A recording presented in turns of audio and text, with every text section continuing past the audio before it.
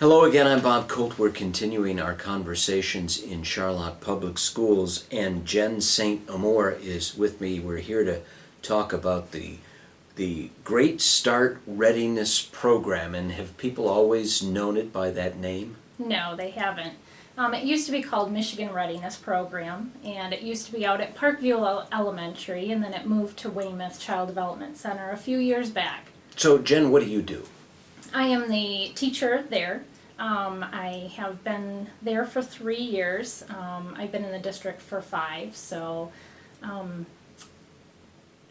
I bring the kids in. We do a lot of kindergarten readiness skills and social skills, and we teach to the whole child. So it's working on those social things. It's the first time they've been in school.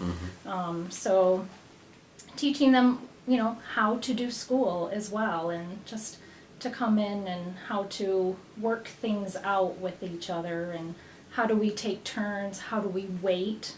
That's very hard for 3 and 4 year olds coming in. Yeah, and so what kind of challenges do these kids in the readiness program have?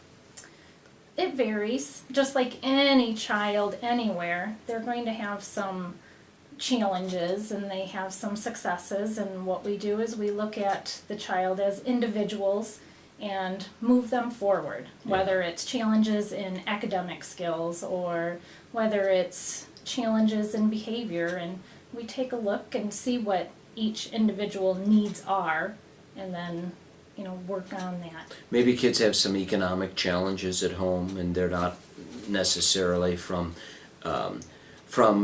families who have a culture of education. So this is kind of a new experience for them, going to school. It is. It's a quality preschool program, and so we teach them those skills that they will need to be successful in school. How do you identify which kids are in need? I would imagine that that's kind of a process in itself. It is. There's the application, and they have to qualify to get into the program. A lot of it is lower income, and so what we call it is the poverty level, and so they can be 250% poverty level and below, and of course those numbers, they can fill out the application and we can look at that, but it's also on the Michigan Department of Education website, if they're curious, and then there's also risk factors. So it could be that the parents did not obtain their certificate, or they didn't graduate, or it could be that they're separated from parents. Sure. So by divorce or death, or that they're just living out of state and things. So there's many different risk factors. So you kind of identify those risk factors. Do you sort of put them in a plan to be successful, or are they all doing the same things, or are things individualized for them? I look at where the child is at individually and move them forward. So some things we have the same goals, they're all learning social things, we're all working on those, but then I tailor some of the lessons for each individual child. Yeah. So currently in a small group right now, each child is working on letters and numbers that they need to know. So they have different ones. Yeah. And sometimes they might not get that same sort of help at home that other children, advantaged children, may. So that's why this is kind of important for them, right? It is. We supply that. And we also have a parent education piece. We do some home visits, and that is more just to make a connection with the children at the beginning, and because that's their home, that's their comfortable, and so they get to meet the teachers, in their home, and start building that relationship up, and then we also educate the parents, give them ideas, not just sit down and do this worksheet or things, just fun ideas on how to move their child forward with academics. What do you really want parents to do to get involved in their kids' education? How can they help? They can come on in anytime. I've had a parent that has said to me, I'm so glad I came in. I could see how you do it, and then she's changed how she's done some of the things at home too. I've had grandparents come in, and just to read the newsletters and to do those activities and anything that comes home, and just to talk with their children. Yeah. Find out, what did you do today? And just take walks with them. And sometimes parents don't ask kids what they did in a day, and so kids just assume that, parents don't want to know. Sure, Yeah. sure, Yeah. yes. And so that's why I send the newsletters home, just to give the parents ideas of how to ask about this certain thing that we did in science, or that small group that we did, and give them the language of, ask about this. So you're also, kind of putting the parents through an educational process as well. Sure, Yeah. absolutely. And we have parent nights, so they can come in and see what we do, see our curriculum, and see how we interact with the children, and give them ideas of activities to do. So what do you do to make a kid successful if they're in the program? Lots of different things. Well, tell us some. I mean, you probably have a lot of different strategies, but I think people are interested to know. Absolutely. Most is building that relationship up with the child. See what their interests are. See what their needs are. It could be behaviorally, so we're going to sit down and work on those things, and it may be a whole group lesson, and not pointing those things out, but these are the things that we can do. So that teaches them, and then sometimes it's just a pull them over with me one-on-one or with my teaching aide, and do some individual teachings based on what their needs are. Sure. And how can you tell if a kid is making progress? You kind of have to chart some goals for them, don't you? We do. At the home visit, I make a goal, and then I'll address that periodically. We do a lot of assessing, just kind of during a small group activity, to see where they're at, and I'll jot down those notes, and I'll keep those records, and then keep looking at them and make a new goal for them. Yeah, and so so far so good. Most of the kids make good progress, don't they? And Sure. so what would you have to do if you've identified a kid is not making the progress you really need to see them make? What kind of intervention do you take? It depends on what it is. Academically, we have letters and sounds. We do a lot of that intervention, and what I'll do is I will pull a small group over, or the individual child, and we'll do fun activities. And we just do it over and over, and in fun ways, because we don't want it to be boring. I mean, this is their first school experience, and we want to use their whole body. So they may be jumping to different letters, and we're saying the letters as we go.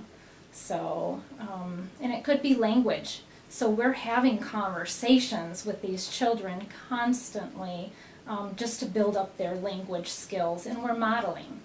And most children at any age want to be successful, and so they come in, and you never know what's happening at home. So they probably like to come to school. They do. Yeah. They do. They look forward to coming to school. They're going to be able to do things that they like, and maybe if there's something going on at home, they don't have to face that. You probably have to be aware of it and look for a lot of key signs if a child is troubled. What are some of those things that you might look for in a kid that might sort of set off your radar that you have to take some special action? It could be aggression. It could be just that they're withdrawn. It could just be, you can just see it in their whole body, the way they walk in. But usually it's, I meet them off the bus or when they come in, and my teaching assistant and I have a big smile for them, a big hug if they need it and want it.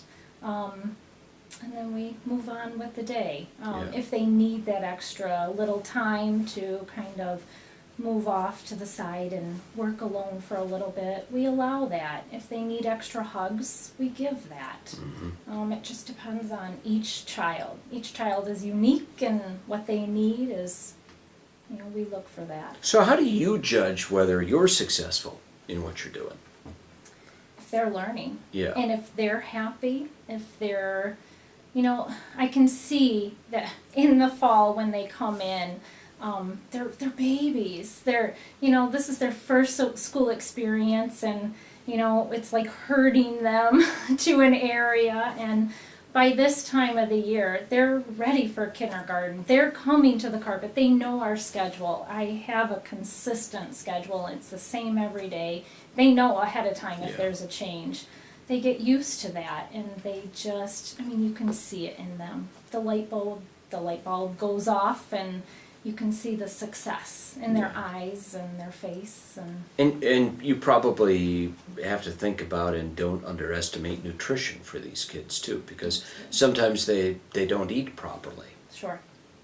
And so there are probably some signs of that if a kid's always hungry or asking for food or something like that. Sure. And we have a snack. So they'll eat breakfast at home, hopefully some, I know that do not. And so just within an hour or two, we have a snack, and then they're gone. It's a 3-hour day. And then they're gone, and then they have snack. Yeah. Or lunch at home. And so again, as a parent enrolls their child in Charlotte Public Schools, they actually have to fill a form out so that you can make an assessment that whether they would qualify for this program. And if they do, you give them some special attention or have make a special assessment of their needs. Absolutely. Yeah. And so what kind of progress do you need to see during a year for a kid who would be involved in this program? We would like to see that they are able to share. We would love to be able to see them making those progress in the letters and sounds and numbers and counting, that they're building up their language skills so they can, talk in full 2 to 3 sentences and it makes sense, and they're listening to a story. They can sit and listen to that story and answer questions about it. We still do have some that are trying to wander off during story, and we know that's where they're at. They're just not ready yet, so we just keep crailing them back, and we just progress in their attention span. So. And this is really a key age for kids, isn't it? It is. It is essential. We ask the parents to read to them and build up those language skills so they can have that foundation. So when they do enter kindergarten, they're ready. Yeah.